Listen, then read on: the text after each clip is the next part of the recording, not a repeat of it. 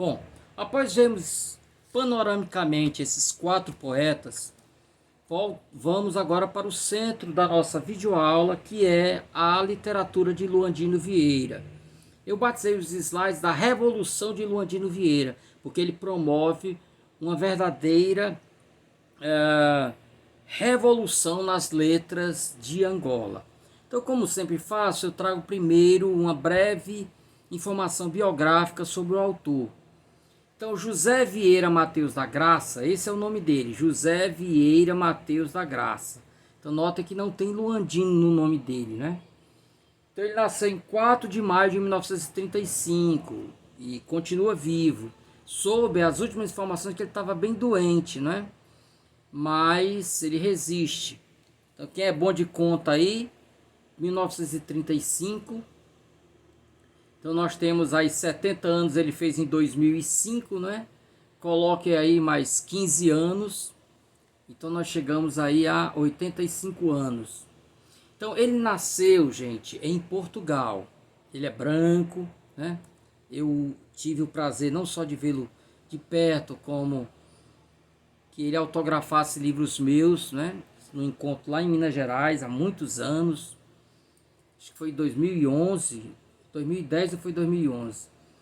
Mas voltando para cá. Então, de onde vem o Luandino?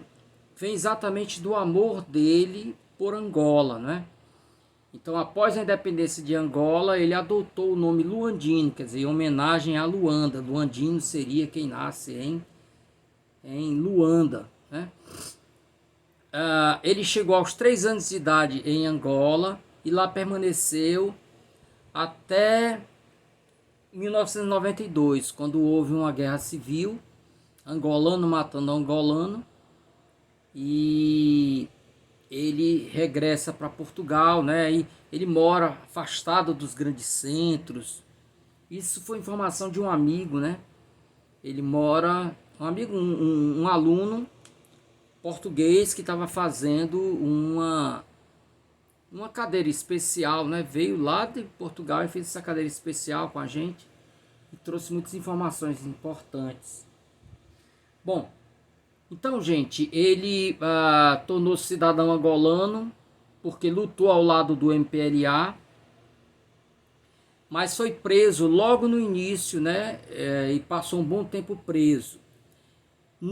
É na cadeia que ele vai escrever o livro Luanda, com 2 U's, né? Em vez de Luanda, Luanda. Esse Lu parece um gemido, né? Um gemido.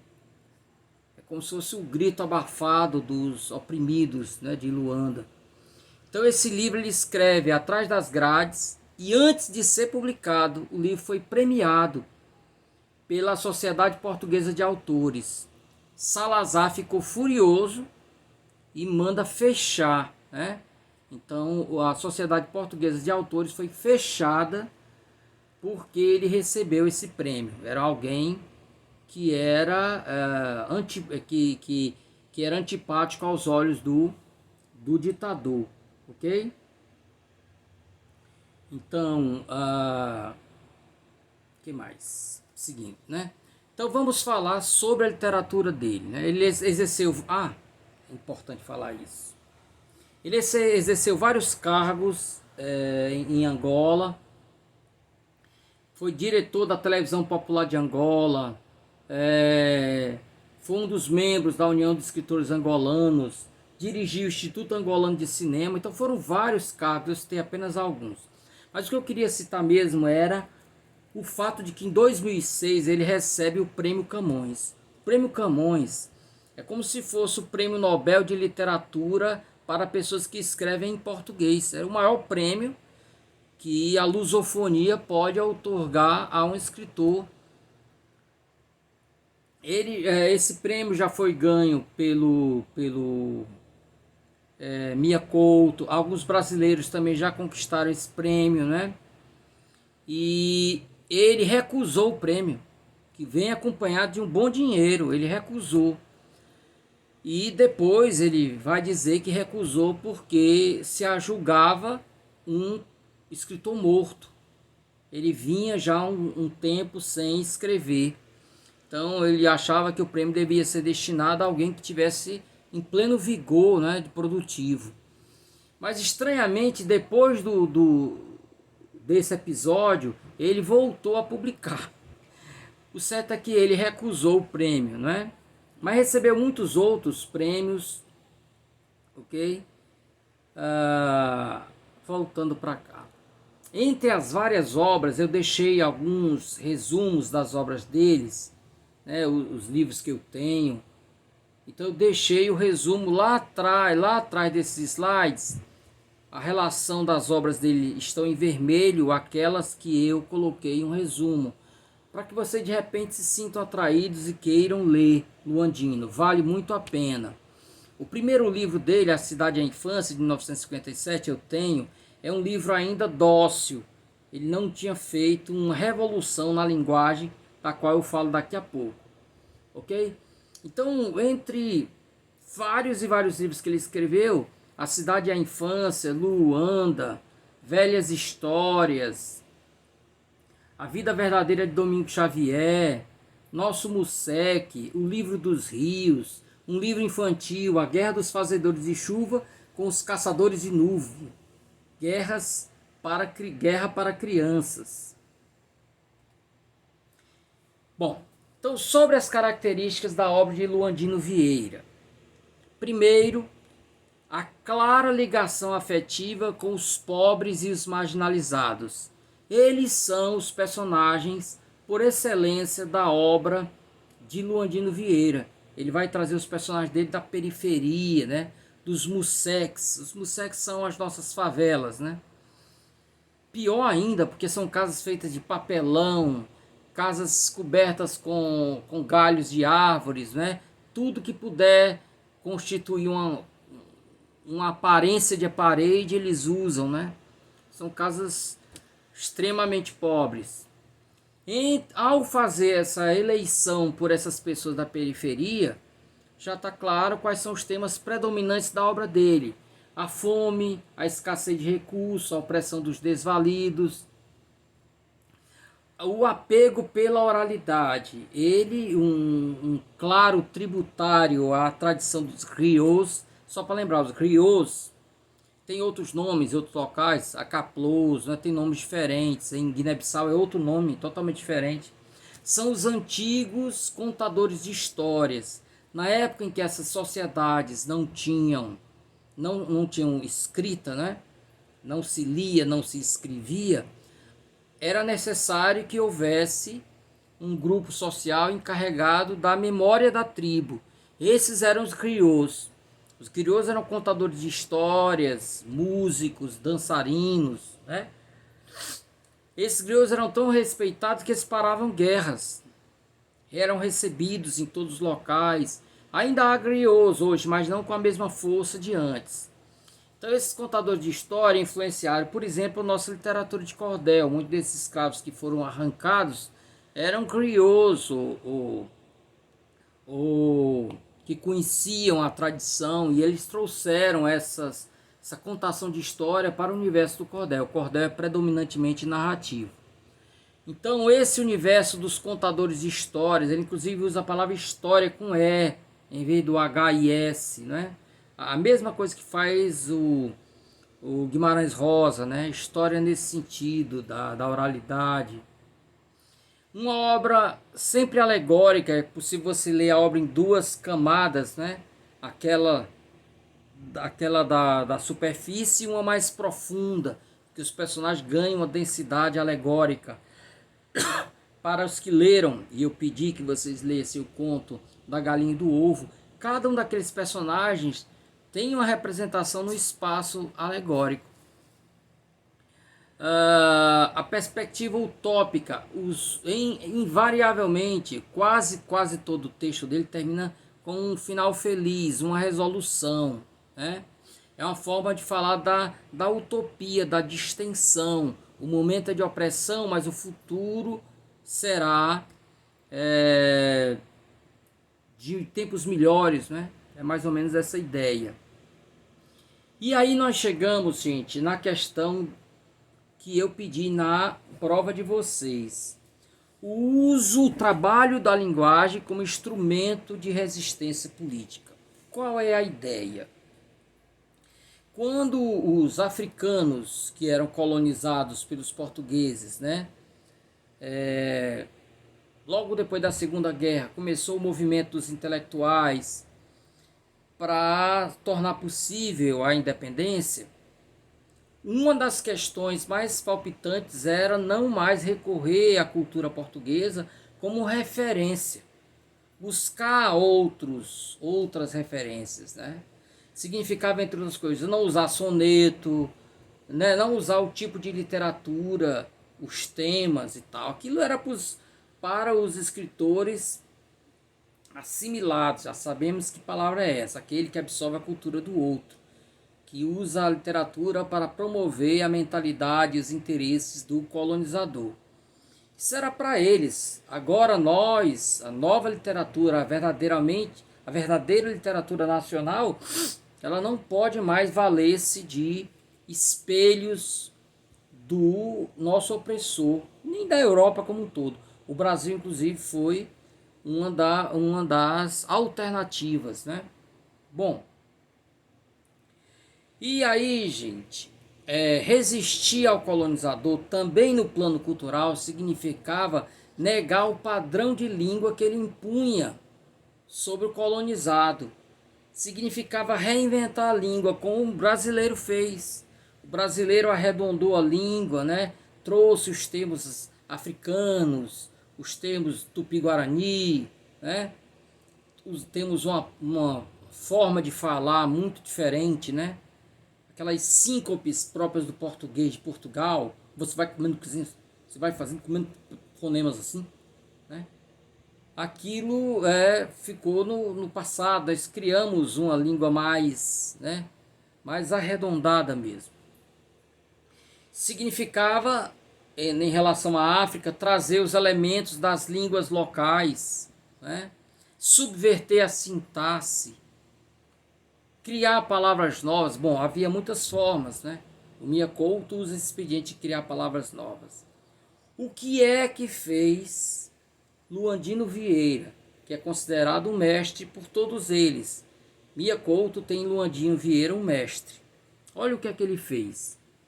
Ele pegou a língua mais prestigiada de Angola e forçou o português a entrar dentro dos mecanismos que regem a língua quibundo. Imaginem, por exemplo, se aqui a gente resolvesse falar o português dentro da estrutura do inglês. A primeira coisa, perguntas usando o verbo ser, né? Você tinha que colocar o verbo ser lá no início. É você um estudante? Entende? Como no inglês, né? Então, se você fosse pegar os adjetivos, sempre teriam que vir antes do substantivo. Ah, professor, mas já é assim. Eu posso dizer homem grande, grande homem. Olhe que na hora que você faz essa mudança, você está alterando o sentido do adjetivo. Grande homem pode ter 1,50 m de altura, né? Grande homem, grande no sentido de renomado, né? De pessoa que deu uma grande contribuição e tal. Mas não fica só nisso. Imagine as cores. Em inglês, blue car. Pensa dizer isso em português. Azul carro. Que coisa mais estranha. Só a azul caneta lá da música estropiada daquele cidadão lá, né? Caneta azul, azul caneta. Fica uma coisa ridícula, né? Os verbos em português, do presente, perderiam todas aquelas flexões, né? Eu amo, tu amas, ele ama, nós amamos, vós amais, eles amam. Para que isso, né? Seria eu amo, tu amo, ele ama. Nós amo, vós amo, eles amam. Teríamos apenas uma flexão diferente na terceira pessoa do singular. O resto era tudo do mesmo jeito. I love, you love, e por aí vai. She loves, ok? Então, pessoal, percebam, Só um segundinho aqui, estou recusando uma ligação. Percebam, portanto, como ficaria esquisito o português falado sendo regido pelas normas do inglês. Assim ocorreria assim ocorreu com a língua portuguesa, que teve que submeter ao quimbundo. Eu coloquei, gente, eu coloquei alguns exemplos, como seria, né? Então, algumas questões. Fusão de termos ou junção, dois termos se juntariam um ao outro, como aguardente, que a gente junta água e ardente, muitas palavras se juntariam. A inversão das palavras na frase, criando uma sintaxe estranha. Por exemplo, o João lhe bateram na mãe dele. O João lhe bateram na mãe dele. Parece que bateram na mãe do João, não é? Não. Significa o João apanhou da mãe. O João lhe bateram na mãe dele. Essa inversão promove uma desordem absoluta na sintaxe. Elipse de artigo, preposição, conjunção que. Então são vários elementos. Imagine, por exemplo, com devagar. Ele saiu com devagar. Em vez de ele saiu devagar, ficaria ele saiu com devagar. Né? Meu menino, quando era pequeno, dizia, um dos meus meninos dizia, papai, eu tô com um triste. Né? Quer dizer, eu tô triste, ele botava esse com aí. Pois é mais ou menos isso, né? Ou o Falcão brincando, dizendo, pessoal, é totalmente de grátis, né? Então, aparecem preposições e somem preposições, fica um discurso estranho. Eu dei um exemplo aqui, eu trago um exemplo de um trecho de um dos contos dele, chamado História do Ladrão e do Papagaio. Luanda, já adiantando, é formado por 3 contos. O segundo deles é a História do Ladrão e do Papagaio. Então é a história de um aleijado que tinha ciúmes de um papagaio que a moça que ele pretendia criava. Essa moça criava esse papagaio deplorável, quase sem pena, que vivia em cima de um galho seco, bicando formiga. E aí ele rapta o papagaio para que os carinhos que ela dava ao papagaio fossem direcionados a ele. Nesse meio tempo, um colega dele faz um roubo de uns patos e quando é preso o acusa de ter contribuído com o roubo. Ele é preso achando que é pelo rapto do papagaio. Pois bem, aqui é um trecho do conto, diz assim, do jeito que está lá. Porque polícia é assim, chegaram na casa da madrinha dele, nem que pediram licença nem nada, entraram e perguntaram ao rapaz mulato, coxo, Garrido Fernandes, e quando ele adiantou sair no quarto, a cara cheia de sono, os olhos azuis a piscar com medo da luz da tarde, falaram logo não sabiam, ele tinha ido com um dos reis, um verdiano, assaltar o quintal de Ramalho da Silva e roubado um saco de patos. O Lomelina, que tinha falado tudo, não adiantava negar. Melhor veste a camisa e vamos embora. Melhor veste a camisa e vamos embora.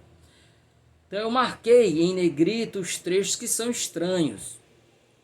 Melhor veste a camisa e vamos embora. Então a tradução seria assim. Porque polícia é assim. Chegaram à casa, e não na casa. Chegaram à casa da madrinha dele. Nem sequer pediram licença. Entraram e perguntaram por um mulato coxo. Não é perguntaram um mulato coxo. Lá tem a ausência da preposição por. Você pensa que perguntaram a ele. Não, perguntaram por ele.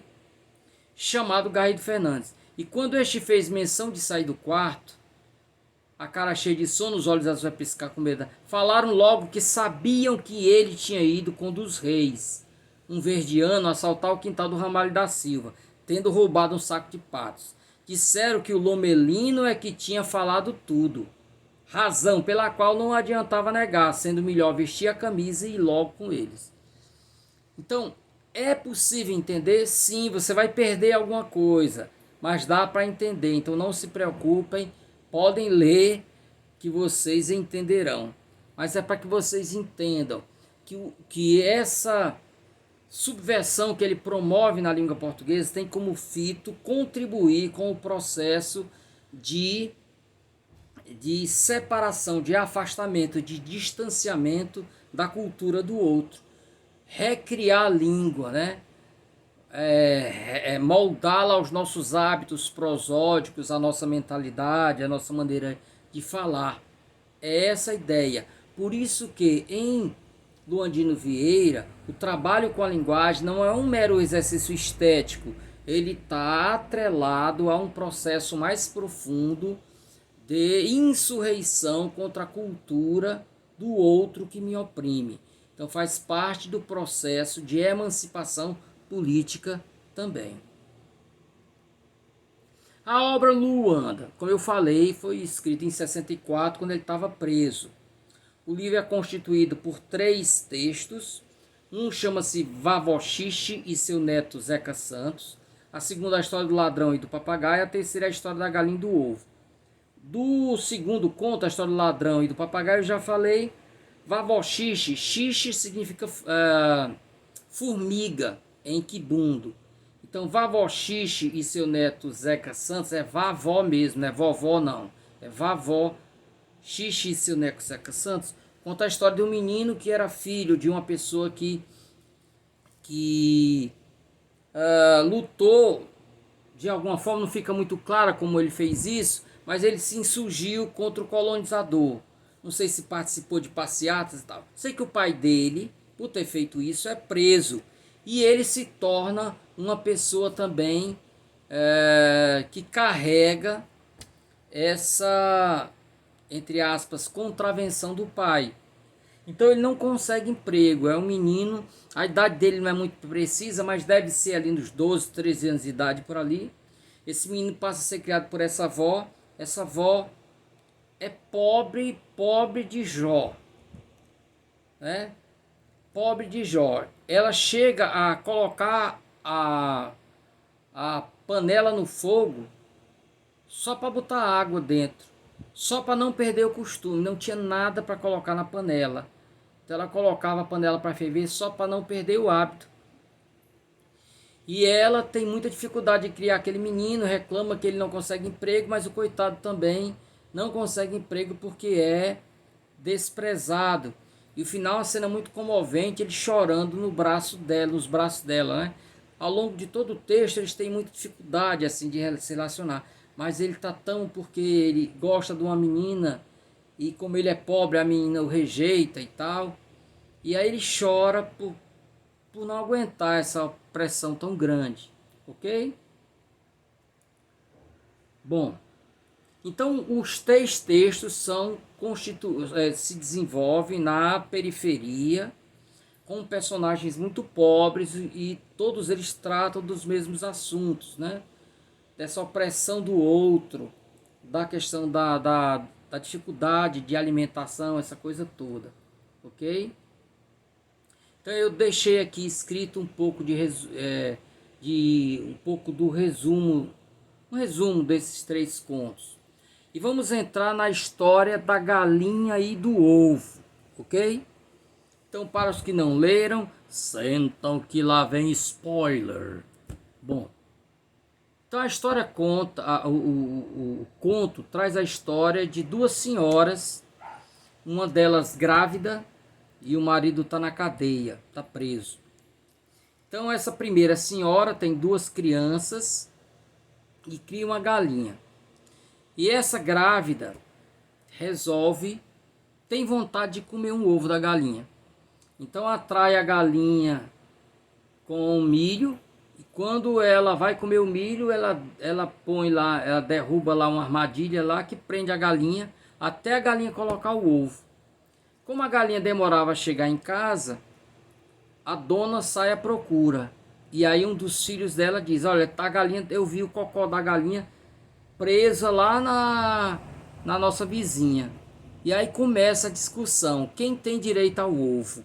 Bom, a dona da galinha tem todas as razões para dizer, se a galinha é minha, o ovo também é. Mas a outra diz, espera aí, esse ovo nasceu do que ela comeu, e quem dá comida para ela sou eu, ela come inclusive as minhas hortaliças aqui e tal. Então, diante da dificuldade, eles chamam a mais velha da aldeia chamam a mais velha da aldeia para... Então, só lembrando, Nhazefa é a dona da galinha, Nhabina é a grávida, Chico e Beto são os filhos da Nhazefa, e a galinha chama-se Cabire. Então elas duas vão até a vovó Bebeca, que não era a avó delas não, era só a mais velha da aldeia, para que ela dissesse quem tinha direito ao ovo.